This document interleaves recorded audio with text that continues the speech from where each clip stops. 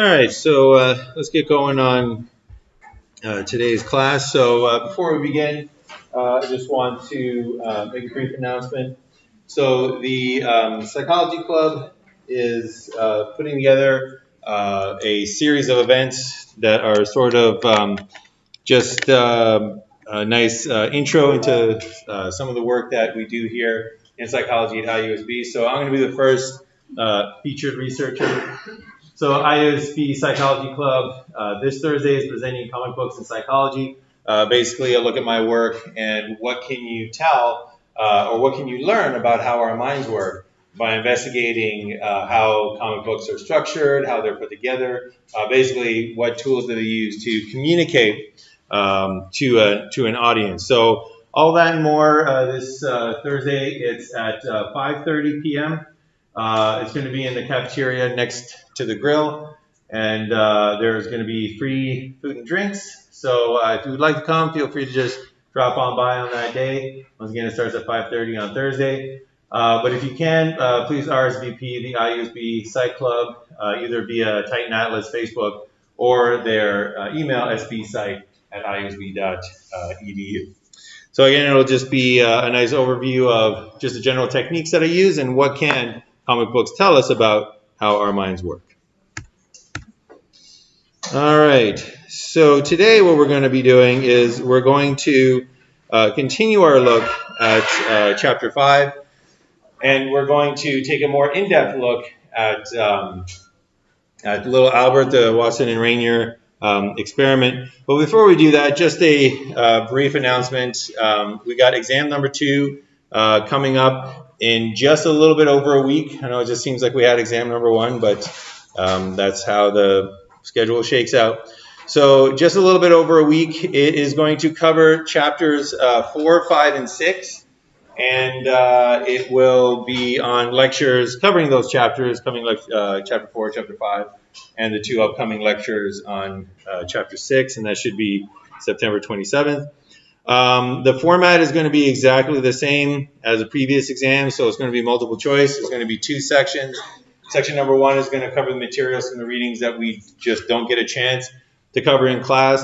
That's going to be worth 1/3 of your score, and it'll be recognition type only questions, kind of definitional questions, whereas in section 2, that'll cover the readings that are covered in class as well as additional class material, and that's going to be worth 2/3 of your score. And that can include definitional type recognition questions, but also application questions that test your ability to apply some of these ideas. So that's all coming up on Thursday, October 4th. And what I have noticed in the past is that for reasons that I cannot determine, exam 2 tends to be more challenging for students. There tends to be, in terms of their performance on exam 1, 2, 3, and 4, there tends to be a little bit of a dip in exam 2, and I can't quite pinpoint where it's at, what the reason is. But because of that, a week from today, we're going to have a review session where we will basically have an open review. It's going to be student-driven. You can submit specific questions previously through Canvas Messenger, or you can just bring questions the day of. But basically, we're going to dedicate one class section to just questions from you, things that you want to see one more time, things that you might want another explanation on. And that's going to be a week from today on Tuesday, October 2nd. But it is going to be student-driven, so I'm not going to really have anything prepared. Again, I can't really pinpoint what the issue might be with exam number 2. But hopefully, if you bring your questions, if you go over your readings, go over the lecture notes, and if there's anything that doesn't make sense to you or you want to see a second time, that would be an excellent opportunity to let me know.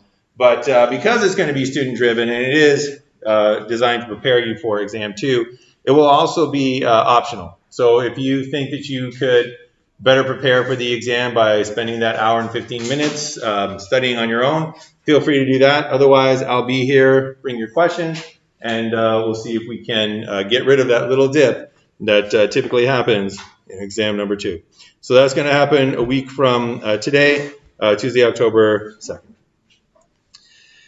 All right, so today we're going to continue on with classical conditioning, underlying processes, and practical applications.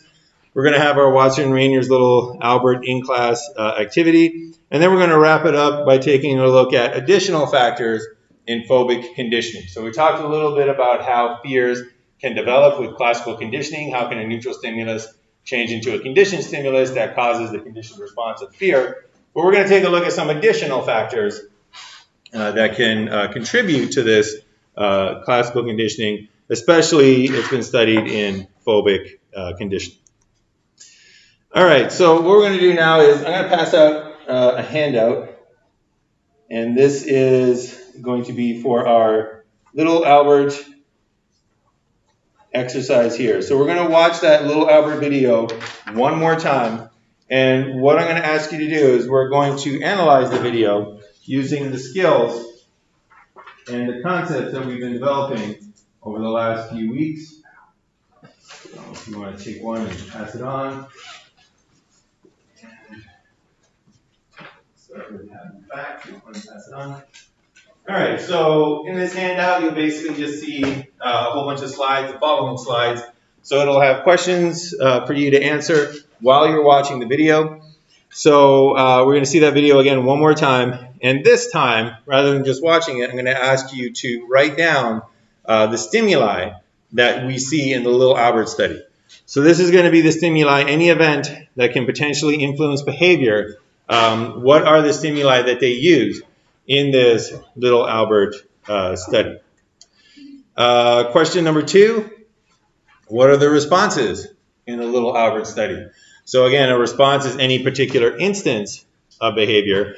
So for little Albert, what were the responses that he provided in this classic study? Contiguity, so the idea of closeness or nearness of events. The first thing we're going to ask is about temporal contiguity. Is the rat and the loud noise temporally contiguous? So the presentation of the rat, the presentation of the loud noise, did they occur close together in time? So the first thing we're going to take a look at is temporal contiguity. Did those two stimuli occur close together in time? And then the second one is we're going to talk about spatial contiguity. Did the rat and the loud noise, were they spatially contiguous? Did they occur close together in space? We're also going to revisit the idea of contingency, the idea that the occurrence of one event predicts a probable occurrence of the other event. So what was the contingency between the rat and the noise? What did Watson and Rainier determine to be the contingency between the rat and the noise? We're also going to ask, what was the research design that was used? Was it a single comparison design? Was it a reversal design? Was it a multiple baseline design? So which of those research designs was used? And then for stimulus generalization, what was the evidence for stimulus generalization? So the tendency of a conditioned response to occur in the presence of stimuli that are similar to that conditioned stimulus. So first off, what is the evidence that they provide in terms of stimulus generalization? And then was there an alternative explanation? So can you come up with an alternative explanation where it's not stimulus generalization that's occurring, but it's some other factor that is causing that fearful reaction in little Albert? All right, so write down your answers as we go through. And then one more time, we're going to take a look at little Albert. Are there any extras that are around? Pass them. All right. I'll play along as well. All right, so one more time, we'll take a look at little Albert and write down your answers to all those questions as we go through.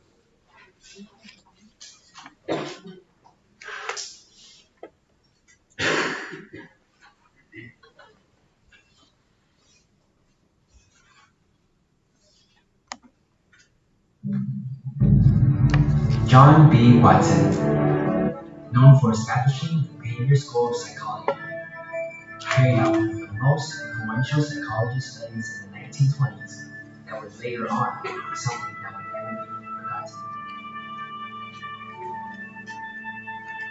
Classical conditioning, first experimented by Ivan Pavlov, was used on a dog when an unconditional stimulus was used to produce an unconditional response, and a conditioned stimulus was used to produce a conditioned response. This was later on extended by Watson in his demonstration of the Little Albert experiment.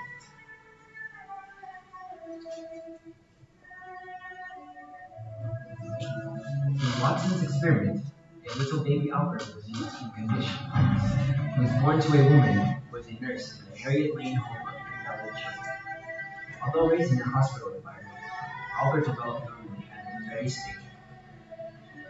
Ivan Pavlov was indeed able to condition a dog. Could Watson now do the same thing in humans? Now to the actual experiment itself. First off, Watson presented little Albert objects that he was not afraid of, objects that Albert usually liked. These included fire,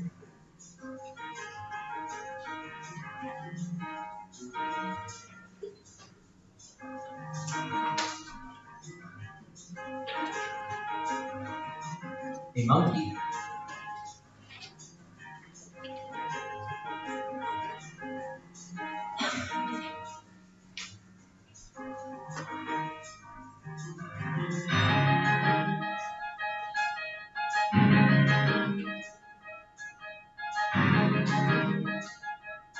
a dog,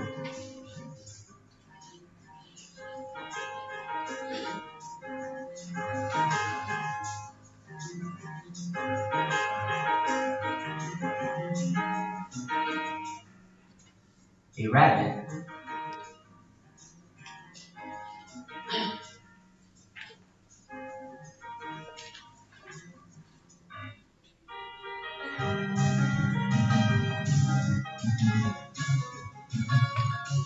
and finally, a white rat.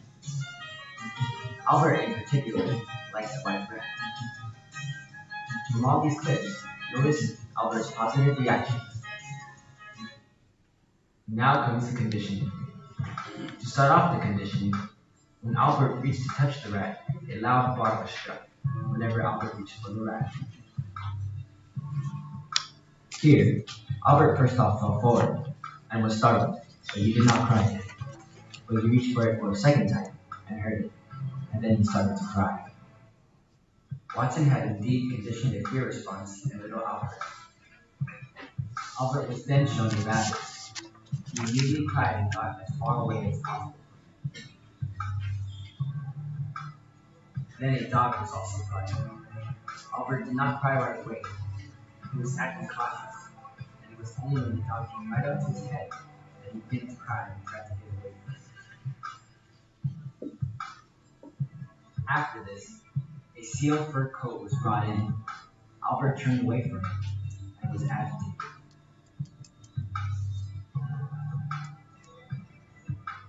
Then Watson used a Santa Claus mask, which invoked an even more negative response by baby Albert.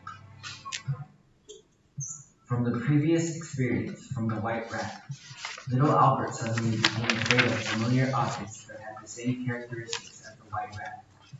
This phenomenon was known as generalization. Watson then wanted to test whether the reaction would carry over in a different setting.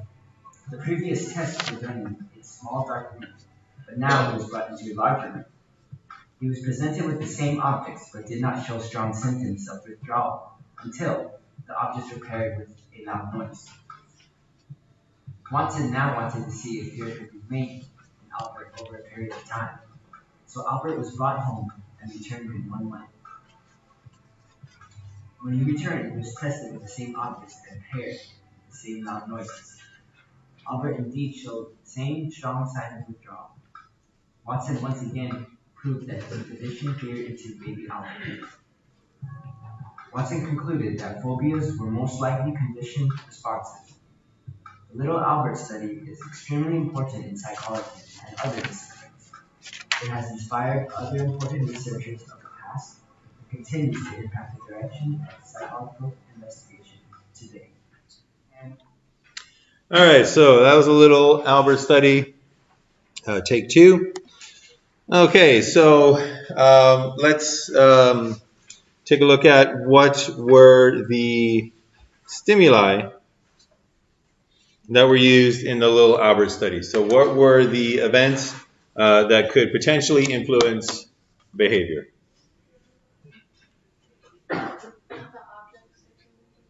So what were some of the objects? There was the rabbit, there was the rat, there was the dog, there was fire. Let me check these off. Fire, dog, rabbit, rat. What else in the experiment? Monkey. What other stimuli could potentially influence behavior? The fur coat, Santa Claus mask, the loud noise. All right, so those are the main stimuli that were used in this experiment. So you have the fire, which is always an interesting one to watch. And I'm going, yeah, here's some fire, little baby. Won't you? Yeah.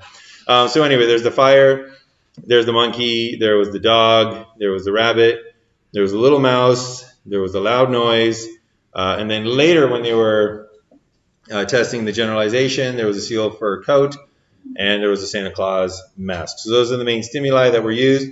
But as we'll see, there's possibly other stimuli in this experiment that were alternative explanations for a generalization. All right, what were the responses in the little Albert study? What were some of the things that little Albert did?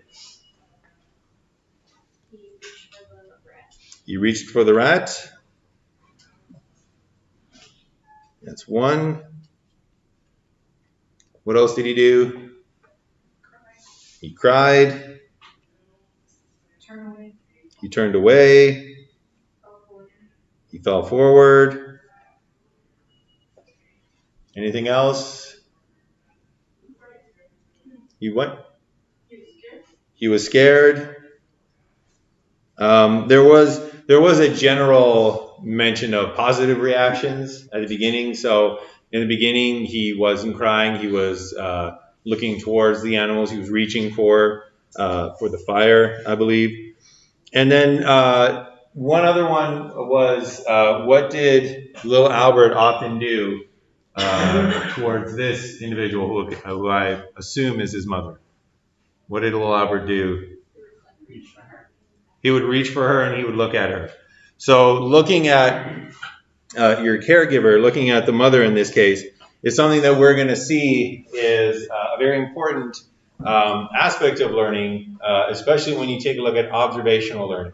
So one of the things that we learn early on is to check in with whoever's taking care of us, especially when we're encountering fearful or unknown stimuli. So you'll see this on the playground as well. You'll see this in any sort of situation where a baby finds something new. They'll take a look at it, and then they'll kind of take a look at their parents. And if their parents are all smiles, and if they're like, oh yeah, that's no problem, then the child will be like, oh, I'm going to pick this up and I'm going to take a look at it. But if the parents are like, fearful, then the child will be like, oh, okay, maybe not. So looking at your caregivers, as we're going to see in observational learning, is one of the ways that we learn about the world. And we already mentioned this in terms of learning what a smile means and learning what a frown means. In the case where if things are going well, you take a look at your parents, you'll see smiles. That leads to happiness. If things are going poorly, you'll take a look at your parents, they'll be frowning, and that leads to fear. So we have general positive reactions, we had falling over, and we had crying, and those were among the behaviors that little Albert did. All right. So for the contiguity, temporal contiguity, was the rat and the loud noise temporally contiguous? That is, did the rat as a stimulus occur very close to the loud noise?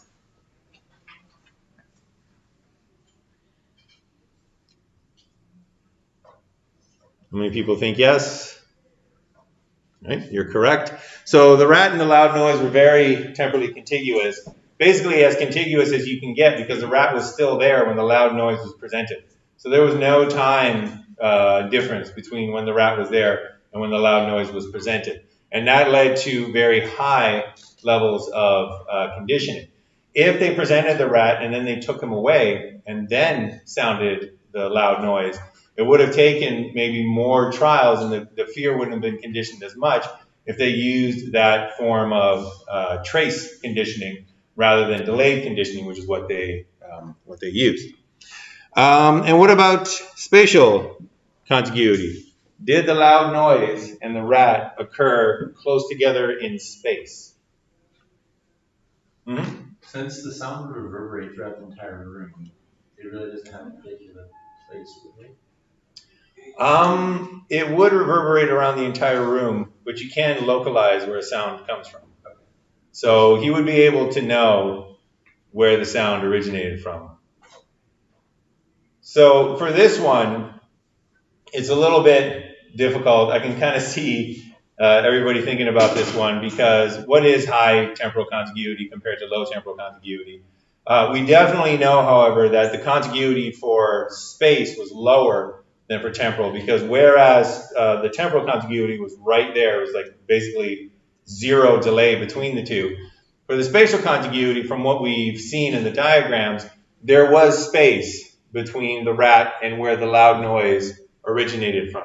So that spatial contiguity, the fact that it was a lower spatial contiguity, these two stimuli, the rat and the loud noise, were farther apart, that actually decreased the amount of conditioning that would occur. So if they were able to hook the rat up with some sort of loudspeaker that could make a very loud noise so that the sound came right from the rat, that would be a very high spatial contiguity, and it would lead to more effective fear conditioning. So if the rat, another example, if the rat could give out a mighty roar like a lion can, right? That's a very spatially contiguous set of stimuli, the rat and the loud roar. So to the extent that these two were separated, it lowers the effectiveness of the condition. All right, so what was the contingency between the rat and the loud noise? What was the occurrence of one event that led to the probable occurrence of the other event? When you reach for the rat, the noise was sounded. Right. So when he reached for the rat, what they mentioned was that as soon as he reached for the rat, the loud noise was presented. And this is actually one of the criticisms of this study, in the case that it wasn't the presentation of the rat that caused the loud noise to occur. So what they were trying to do, or what they said they did, was a classical conditioning procedure where they presented the rat and then they made the loud noise. However, in both cases here, when they were conditioning Albert, they waited until he reached for the rat, and then they struck that loud noise. And as we're going to see, that's not classical conditioning, that's operational conditioning. And operational conditioning is where the consequences are determined by your behavior. So in classical conditioning, what they should have done is place the rat there and then hit the bell or make a loud noise, regardless of what little Albert did. The same way that you ring the bell and you give the dog the food, regardless of what the dog does. So this is one of the criticisms as to whether or not this is classical conditioning, or, as we're going to see, more operational conditioning. All right. What was the research design that was used? Was it a single comparison, or was it a reversal design, or was it a multiple baseline design, or some combination? Mm-hmm. Yep. Contingency. Yep. Doesn't it mean like it doesn't necessarily have to happen? It's just right. So would it be with like the dog got into space and they started trying because he probably was sick since the dog was so close?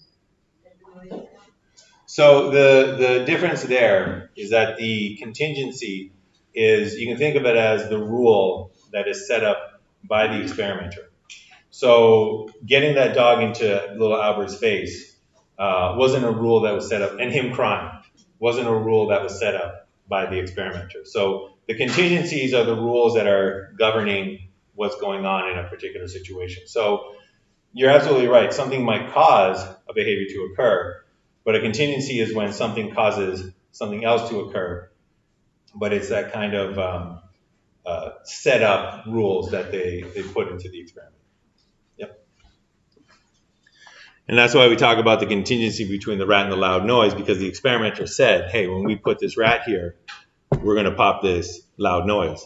That's why, and also that's why we have contingencies being probable occurrences, because, for our examples, there's a kind of universal rule where if you study, you'll get good grades.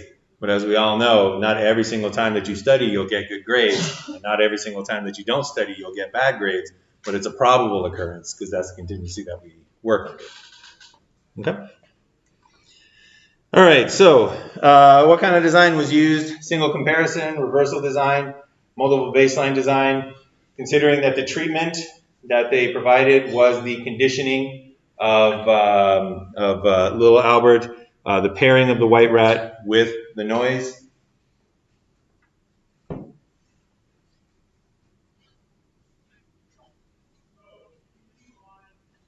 This one's a little bit trickier. Any ideas? Mm-hmm. Should it be the reverse one because it brings them kind of, I guess you could say bring it back to the baseline because they did it the next day, like they did it that day and then the next day they tried it again. Mm-hmm. Would that be considered like bringing back to the baseline? So you're right about the reversal design. The key though is the bringing back the baseline is when they show little Albert the rat again, but they do not pair it with the loud noise. So there is that part in the follow-up after they paired the loud noise and the rat together. They show little Albert the rat again, but importantly, they do not hit that loud noise, they don't make the loud noise again, and that is the removal of the treatment. So the treatment is pairing the white rat with the loud noise, and then we see the removal of the treatment where they just show little Albert the white rat, but there is no loud noise. Now, one of the reasons this one is particularly tricky is because a reversal design is ineffective when your effects are long-term. So fear conditioning can often lead to effects that are long-term. So as we saw, even when they removed the treatment, even when they were no longer striking that bar to make that loud noise, we still saw the behavior not return to baseline. It wasn't that little Albert was like, oh, I'm totally fine with the rat now. He was still afraid, and that's because fear has those long-lasting effects which are not effectively revealed with a reversal design. So it was a reversal design. It was also a very kind of little sneaky multiple baseline design. And it was a multiple baseline design across situations. So for the reversal design, they initially started with a baseline. So this part here where they were showing little Albert, all of the animals, and especially when they showed him the white rat, this was the baseline. This was pre-treatment. This was before any conditioning occurred. This let them know how much he cried during the presentation of these animals. Basically indicated that he cried very little. Then they did the treatment, and little Albert started crying when the rat was there. So when the bar and the rat were present, and this is the key here, is when the bar was being struck, is when the loud noise was being caused, that's the treatment. And during the treatment phase, little Albert cried a lot when the rat was present. But then what they did is in the final testing phase, they didn't have that loud noise anymore.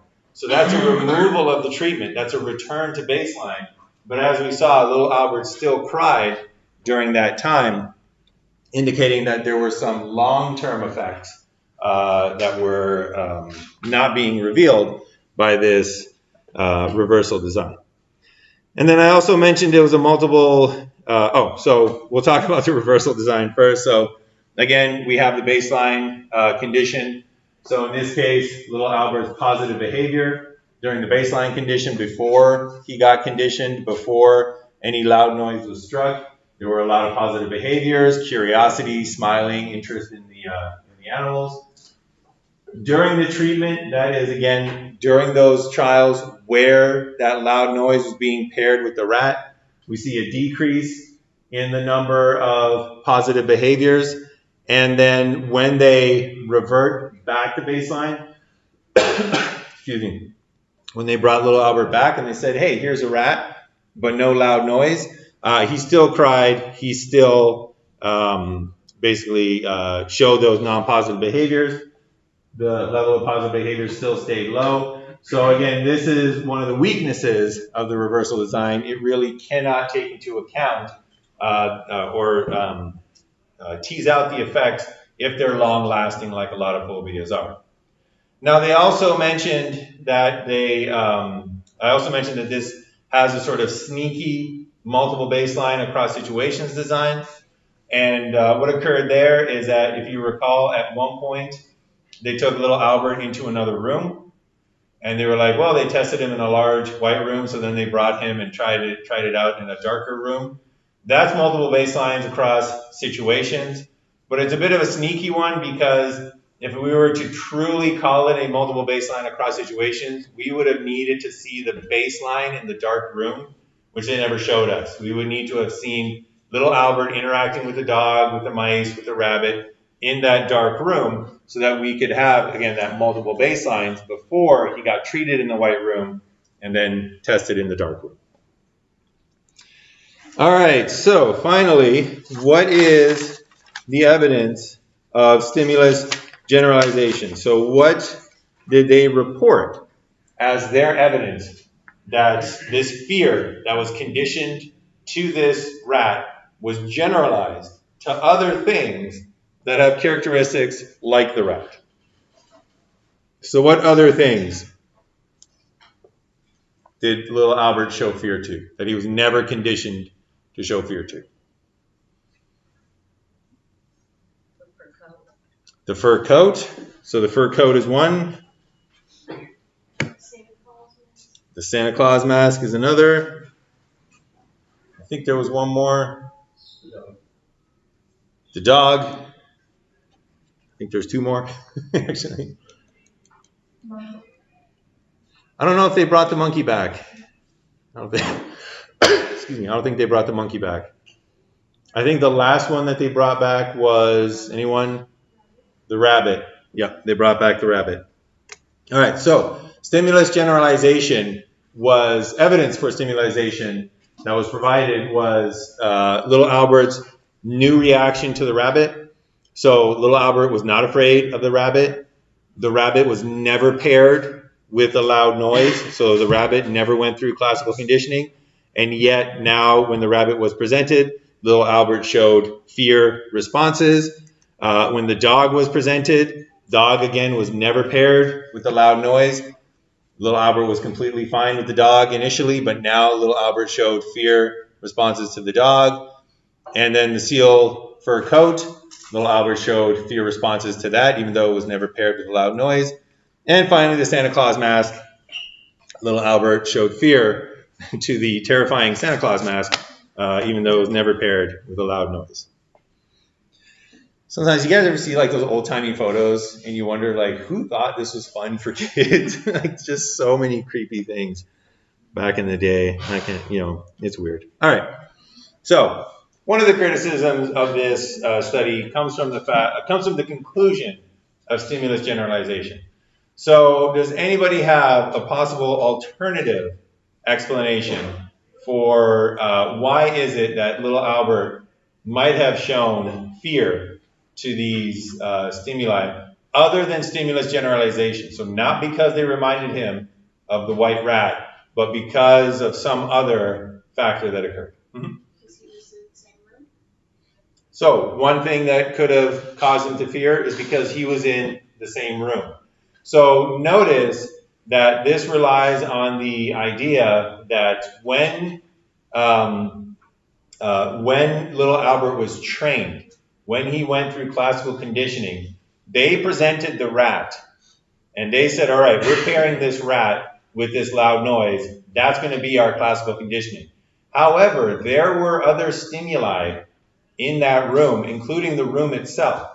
So it's quite possible that little Albert just developed a fear to the room itself. It's quite possible that he paired that room with the loud noise so that later on, when he was just presented in that room, he was already afraid, and anything that you showed him was just going to push him over the edge and was going to show him or demonstrate fear. I'm not saying that it could be Watson himself. It could have been Watson. So if you noticed, and that's one of the explanations that have been brought up, Watson was there the whole time. Watson was there when the bell was rung, and Watson was there when little Albert was tested later on. So it's important to realize that a stimulus that we think is being paired during classical conditioning might not actually be the stimulus that is actually being paired during classical conditioning. And again, a stimulus is anything that can potentially affect behavior. So it could be that these different stimuli were the ones that actually got paired with Watson. With little Albert, with the loud noise. So for example, the rat was a neutral stimulus at the beginning. The rat led to no crying. So the first time little Albert saw the rat, he was like, all right, it's a rat. The loud bar is an unconditioned stimulus. That would lead to the unconditioned response of crying. If you just made that loud noise right next to little Albert, he would start crying. It's just a scary, loud noise. So what they did is they paired, or what they thought they did is they paired the rat, the neutral stimulus, with a loud bar, the unconditioned stimulus. The loud bar caused the unconditioned response of crying. And through classical conditioning, that neutral stimulus changed into a conditioned stimulus, so that now that conditioned stimulus on its own can cause a conditioned response of crying. So that's what they thought occurred in this classical conditioning paradigm. And then to the extent that other things were similar to that rat, they could also, through generalization, cause the conditioned response of crying. So a rabbit, another furry animal on all four legs, is similar to a rat, and that caused the conditioned response of crying. The dog caused the conditioned response of crying. A fur coat, furry like a rat, caused the conditioned response of crying. And the Santa Claus mask also turned into a conditioned stimulus, causing the conditioned response of crying. That's the general idea of stimulus generalization, that these other previously neutral stimuli that were never conditioned now cause the conditioned response because that conditioning got generalized to these similar stimuli. On the other hand, what might have happened is that all of these times when he was being tested, when Albert was being tested for this conditioned response of fear, notice that when they presented the rat, there was Watson. I'm assuming this is Watson. It's either Watson or Rainier. So there was Watson. When they presented the rabbit, there was Watson. When they presented the dog, there was Watson. When they're presenting the fur coat, there's Watson. When they're presenting the mask, there's Watson. So it could be that what happened here instead was that Watson originally was a neutral stimulus. But when that loud bar was struck, Watson was there. And it's quite possible that little Albert took a look at that neutral stimulus of Watson, heard the loud bar, the unconditioned stimulus. That causes the unconditioned response of crying. And through that, Watson became the conditioned stimulus. So now Watson causes the conditioned response of crying. So when the rat was being presented, it wasn't the rat being a conditioned stimulus. It was Watson now, the conditioned stimulus, causing little Albert to cry. When the rabbit was being presented, it was presented by Watson. Maybe Watson was the conditioned stimulus leading to that conditioned response of crying. When the dog was being presented, maybe it was Watson. When the fur coat was being presented, still could have been Watson. And lastly, when Santa Claus was presented, again, it once more could have been Watson. So no stimulus generalization whatsoever, just Watson being present in all these cases, leading to that conditioned response.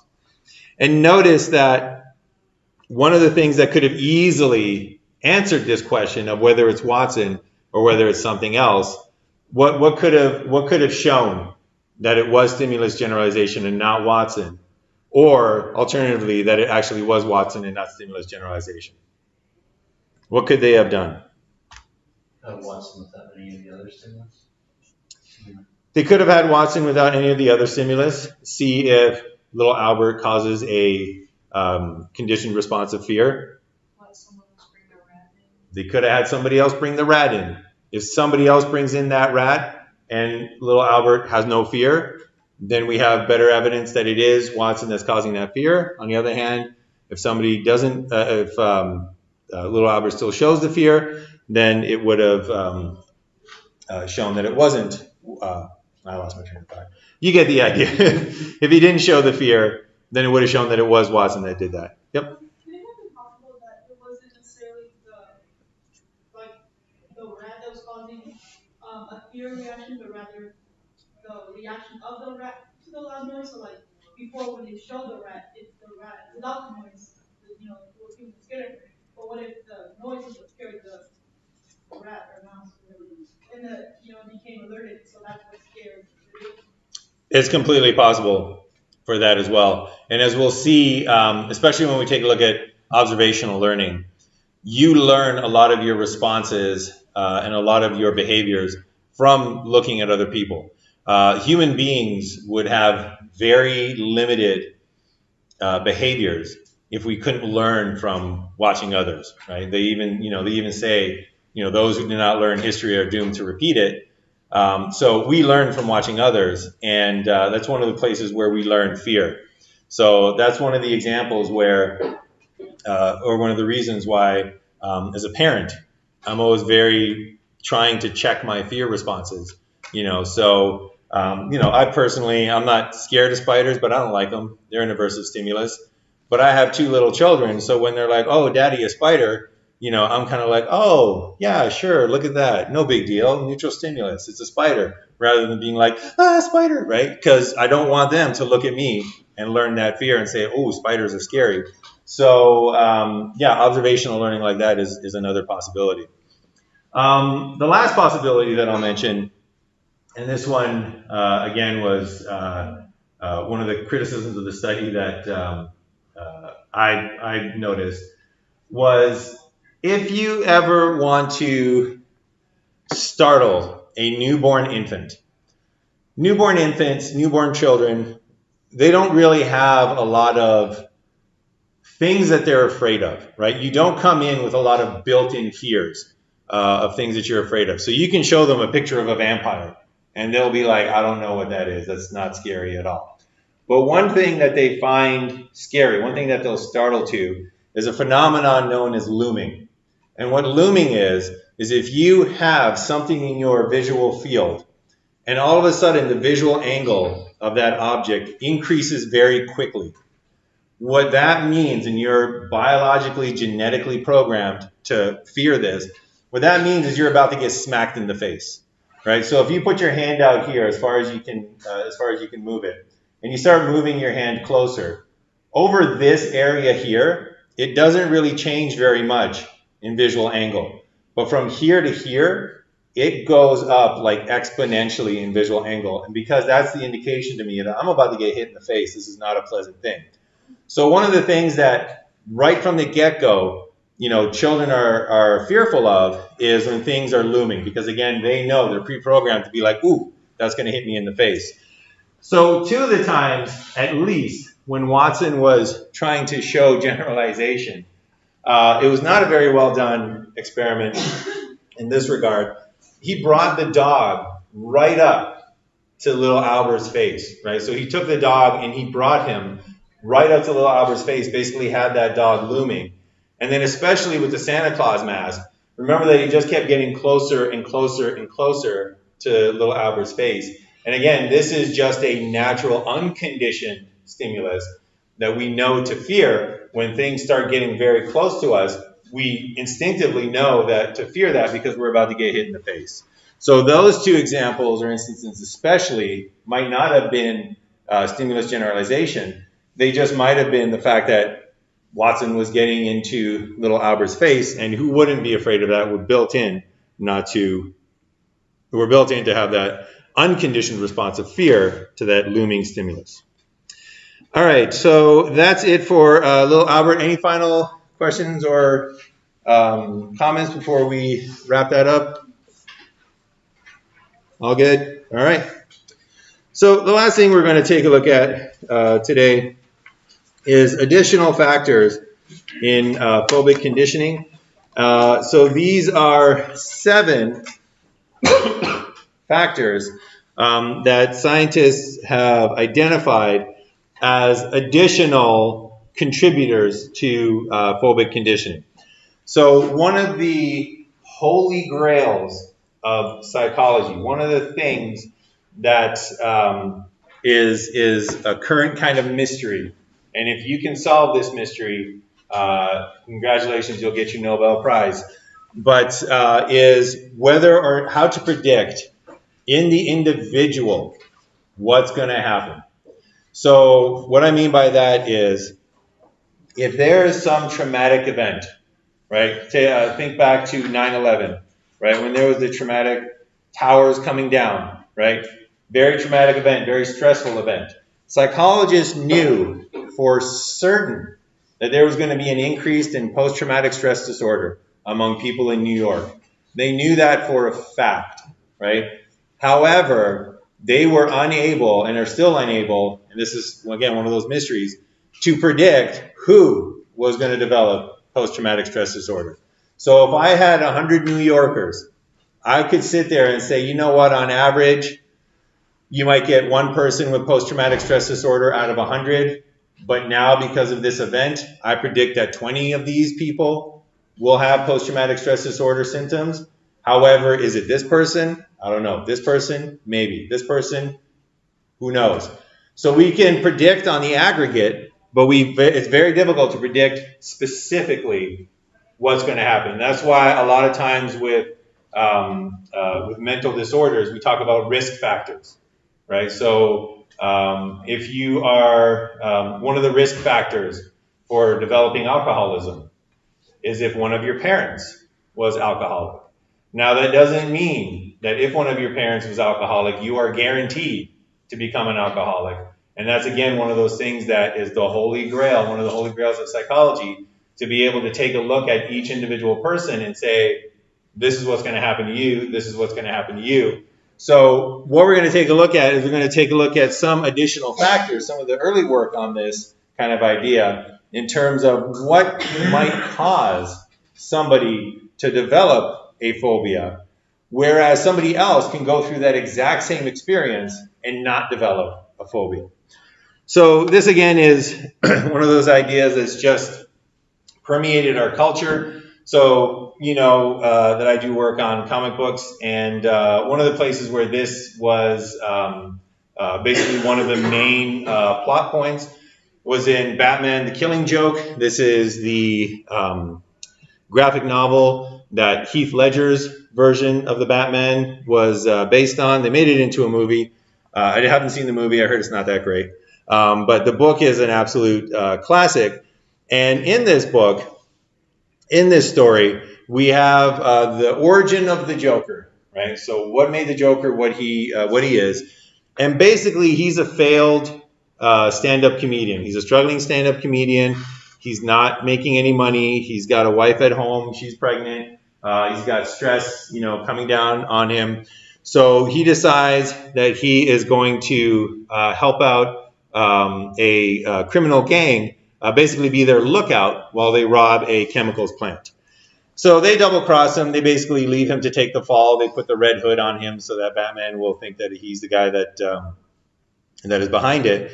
So Batman goes after him, tries to save him. He falls into a vat of chemicals, comes back out, and takes the mask off, notices what it's done to his face, and because of all this stress in his life and because of this traumatic event, just basically loses it and turns into the Joker. So what he decides to do is the Joker is convinced that it was one bad day that caused him to be who he is, that he just had one traumatic, extremely horrible day, and that if that happened to anybody, they too would end up being some psychotic madman killer. So he decides to basically test that theory by providing somebody else with an absolutely horrible day. So he decides that he's going to go after Commissioner Gordon, and he very violently attacks Commissioner Gordon's daughter right in front of Commissioner Gordon, and basically takes Commissioner Gordon and puts him through a day of unbelievable, horrific, experiences. So eventually Batman comes, finds Commissioner Gordon, and Commissioner Gordon is like, he shot Barbara, he showed me photographs, he tried to drive me mad, and Batman's like, listen, the police are following right behind me, I'll stay with you until they arrive, and Commissioner Gordon's like, no, I'm okay, you have to go after him, and he goes, I want him brought in, and I want him brought in by the book. We have to show him that our way works. So this idea has been shown in popular culture. It's something that everybody, is a question on everybody's mind. Why is it that when bad things happen to certain people, they go and develop mental disorders, they go and develop phobias. But when the same bad things happen to other people, they don't.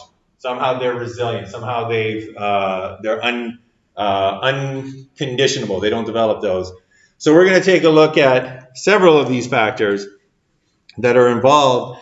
The research has been done in the development of phobias, but they can be extended in general to the development of mental disorders, mental illnesses. All right. So what's the first one? We mentioned this a couple of times already. Observational learning. So the first additional factor is observing the behavior in others.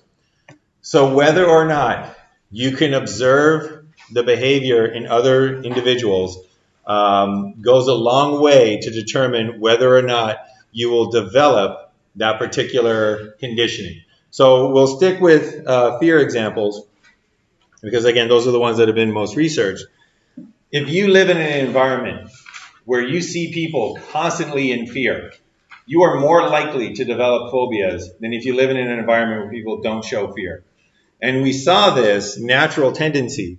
Every single time little Albert found a new stimulus, it was mentioned that one of the things he did was he looked at his mom, right? So the rabbit came in, and one of the things little Albert did was this. He's like, should I be afraid of this or should I not be afraid of this? And if the mother's very calm, if she's smiling, little Albert would have been like, okay, I guess it's cool. But if the mom's freaking out, that would lead to an increase in the probability that little Albert would develop a phobia to this particular stimulus, in this case, the rabbit. So observational learning, observing this behavior in others, whether it's fear, again, which is why I try to kill my spiders as bravely as possible, or whether it's any other sort of reaction, we learn those reactions. So if you're more likely to see that reaction by observing that behavior in others, you're more likely to develop that phobia or mental disorder. All right, temperament. Temperament refers to an individual's level of emotionality and reactivity to stimulation. Basically, we all know people that are high-strung, and we all know people that are easygoing. We all know people that react very strongly to stimuli. We all know people that kind of don't react very strongly. And this seems to be something that is present in us at birth. You know, we've all heard stories of the parents who are like, oh my goodness, my baby is so easy, so laid back, with a great temperament, versus other parents who are like, my baby's a nightmare, it's a little demon, I can't believe this came out of me, you know, the temperament is horrible. So this actually affects whether phobic conditioning or classical conditioning of a mental disorder can occur. So we have people that are low in emotionality, low in reactivity, and we have people that are high in emotionality, high in reactivity. And surprisingly, what the research tells us, and this was kind of counterintuitive, is that the people that are low in emotionality, low in reactivity, they're actually the ones that are easier to condition. And the people that are highly emotional, highly reactive, they're the ones that are more difficult to condition. So you're more likely, through life's events, you're more likely to develop a phobia or to develop a mental illness if you have low emotionality or low reactivity, rather than if you're a very high reactive, you know, big big behaviors to everything. You know, that's actually more difficult to condition. So one nice example of this that always occurs is whenever a serial killer is arrested, right? And you have that scene where they go to the neighborhood, right? They finally arrested him. They go, it's usually a him. They finally, let's be equal here. They finally arrest her, right? The serial killer woman. They finally arrest her, and they go to the neighborhood and they interview the neighbors. What is it that the neighbors almost always say? How do they describe their neighbor serial killer? Yep. They didn't see it coming. Why? What? Yep. They seem like a normal person. They seem like a normal person. What else do they say about him? See, I went back. What else do they say about him? The demographics on it are pretty clear. It's mostly guys. What else do they say about him? They were nice. They were friendly. Usually they were quiet, right? Usually they were quiet. They kind of kept to themselves.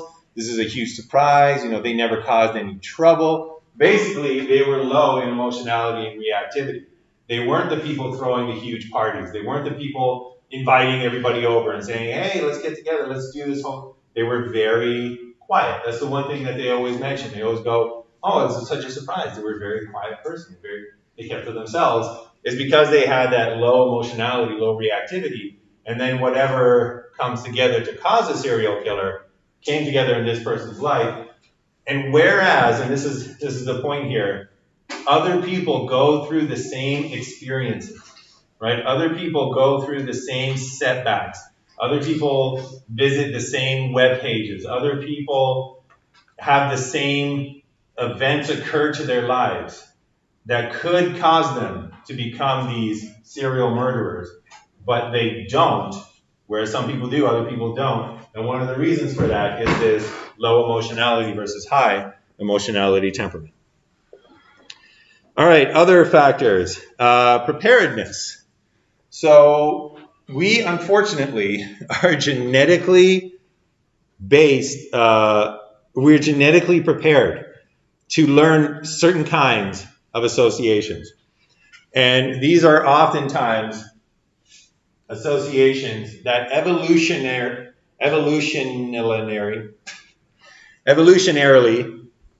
doesn't seem right, through evolution, these are things that could kill our ancestors, right? And we are just predisposed to learn those associations. So, for example, you'll notice that little Albert was not afraid of fire. It would be horrible for us from an evolutionary standpoint to be afraid of fire, because fire was something that we needed to be close to. Fire was something that we needed for survival. It would not be a good idea to be afraid of fire.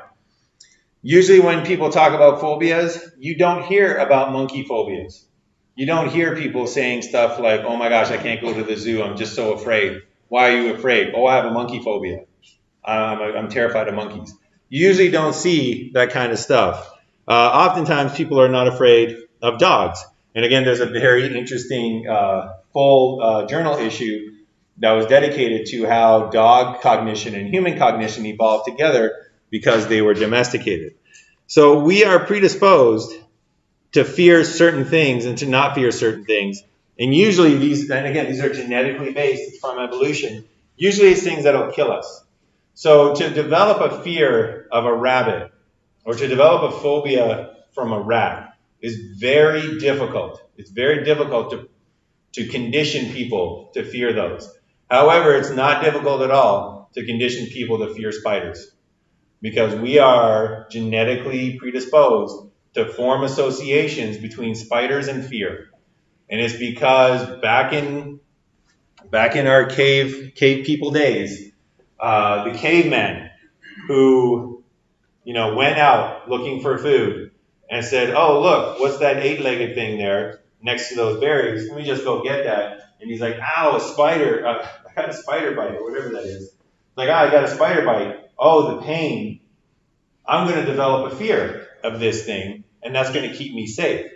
That caveman who had that genetic predisposition to fear spiders went home to the cave, had a lot of little caveman babies who also feared spiders, and they had a lot of little caveman babies who also feared spiders, and that got passed on through the genetic code. The caveman who didn't make it home was the one who's like, oh, what's that, berries? Ow, I got bit by a spider. Ow, I got bit by a spider. Ow, I got bit by a spider. If it takes you 5, 6, 7 trials to learn to be afraid of spiders, guess what? You're going to be dead, right? And you're not going to go home and have the babies, and you're not going to pass on those genetics. So some of the most common phobias are to things that were dangerous to us in our ancestral, early man evolutionary development. So spiders are one of the leading phobias. Snakes as well, very poisonous, very dangerous back in the day. Another one of the leading phobias. And heights. It was a good idea to be scared of heights so that you'd stay off of that cliff edge and you wouldn't fall to your death. So these are all phobias that are these are all stimuli that are very easily conditioned to be phobias because they were very dangerous in our past, and they've been pre-programmed in order to have that ease of conditioning. All right, additional factors. History of control. This one's a big one. So history of control, the history of being able to control important events in one's environment. So this is just whether or not through your life you have been able to self-determine what the outcomes of your actions are going to be, whether you had any control over your environment. And this is one where if you lack that history of control, you are much more easily going to be conditioned to have phobias or conditioned to have mental illnesses.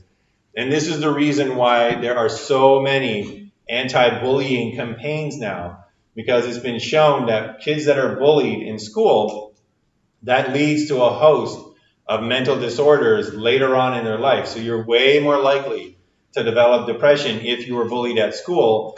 And what it is that loss of control.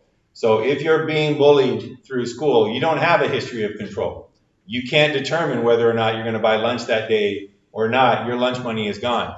You can't determine where you're going to sit, right? The bully can just come by and say, that's my seat, get out of here. You can't determine if you're going to get beat up that day, right? These are all things that you cannot control if you have bullying, and that lack of a history of control affects you in a profound way later on. It makes you more likely to develop these mental illnesses or mental disorders. And this is especially true of children, because children are one of the populations that have very little history of control, right? So children usually do not get to determine what it is that they can do. So my daughter might say, I want to stay up late tonight, and I'll say, no, you got school tomorrow. She doesn't have that history of control. So for little Albert especially, a little baby, all he can do is really cry and get some food, get his diaper changed, or maybe get picked up. That's about it. Anything else that he wants can't really have that, doesn't have that history of control. So children are much more likely to have the ability to be conditioned to certain phobias because, again, of that lack of that history of control. All right, incubation. This one is rather insidious. Incubation is the strengthening of a conditioned fear response as a result of brief exposures to the aversive conditioned stimulus. And this is one of the reasons why, if you do have a phobia, or if you do have a mental illness or a mental disorder, you need to seek professional help, because there are factors in the way that your mind works that is unfairly against you from removing your phobia. So if you recall, when I was talking about somebody with arachnophobia, somebody who's afraid of spiders, one of the things that a therapist might do is it might present this person with a spider and force them to experience this conditioned stimulus in the absence of the unconditioned stimulus of pain in order to go through the process of extinction, right? So you present the stimulus and they feel the fear, but they don't feel the pain. And through repeated presentations, they'll be less likely, or their conditioned response will decrease. Notice that it's prolonged exposure, right? They'll put it in the person's hands for 5 minutes, 10 minutes, however long this particular trial is. Let's say, on the other hand, though, that person didn't go see a professional. Let's say, on the other hand, they just woke up one day and they said, you know what? I don't want to be afraid of spiders anymore. So I am going to, take care of this phobia. I'm going to go take a look at a spider, and I'm just going to wait until I calm down. So they're like, I know I got spiders in my basement, so this is what I'm going to do. I'm going to go down to the basement, and I'm going to expose myself to that spider until I'm not afraid of spiders anymore. So they walk down to the basement, they open the door, they see the spider, they're like, not today, not going to do it. And they walk out. What they've just done, this very human reaction, right? This very typical human reaction is they just briefly expose themselves to that aversive conditioned stimulus. They briefly expose themselves to that spider. Through the process of incubation, they have made their phobia worse. They are now more afraid of spiders than they were before. So every single time that these individuals drum up the courage, and they're like, this is going to be the time, this is going to be it, this is the time that I'm going to, stand up to my boss, right? I'm afraid of my boss. This is the time I'm going to stand up to my boss. This is the time I'm going to take a look at that spider. I'm not going to be afraid. This is the time I'm going to, face my fear. If you just get that brief exposure and decide, oh, not today, because you're human, you've actually gone through incubation, you've made your phobia worse. So again, it's one of those kind of, I call it these insidious things in your mind, because these people are trying, they're trying their best, but they've actually made things worse. And again, this is why you need to seek and encourage people to seek professional help. Sometimes when you try to do it alone, you actually end up making it worse. All right, and the last one, I believe, no, second last one, unconditioned stimulus revaluation. This is when you get exposed to an unconditioned stimulus of different intensity than was used during conditioning, and that can alter the strength of the response to a conditioned stimulus. So this one is when you're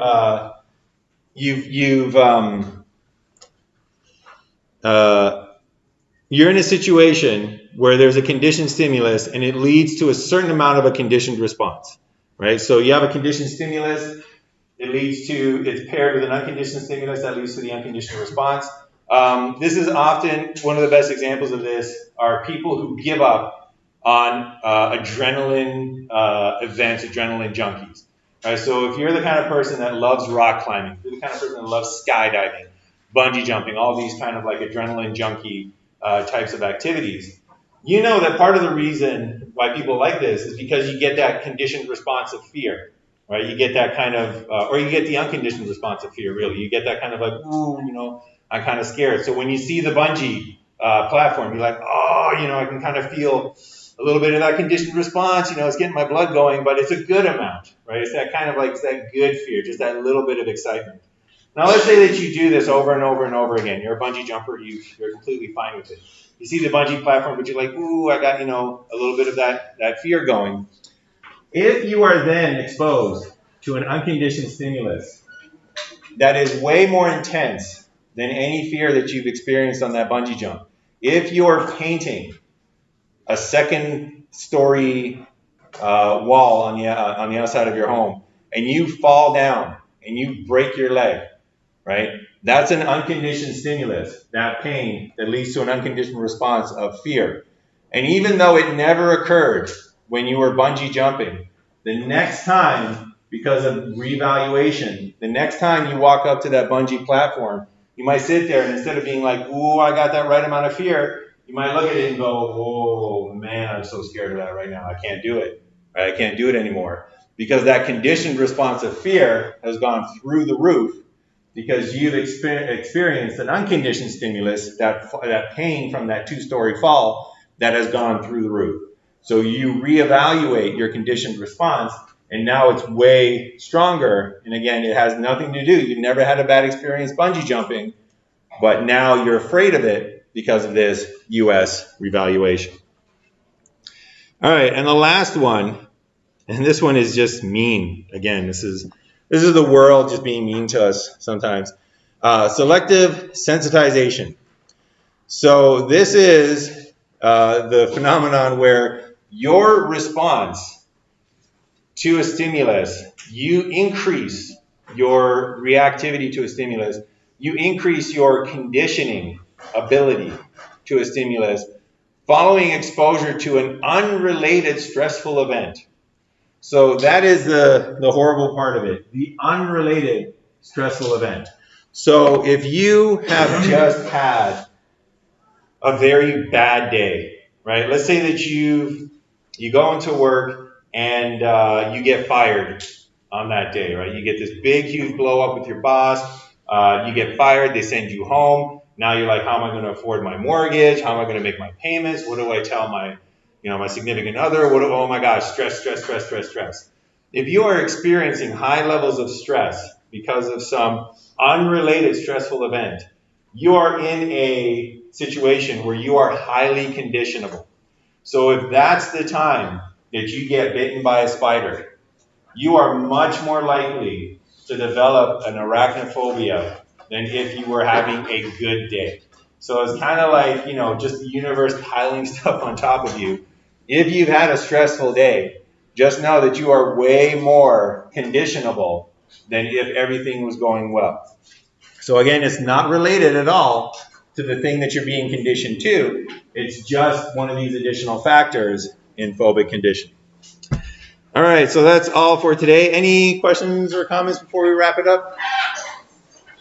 All good? All right, so that's it for today. Oh, so just before we all leave, so the response was very good to the Pixton bucket list comic. So what we're going to do is I'm going to go ahead, I'm going to purchase the subscription that we need.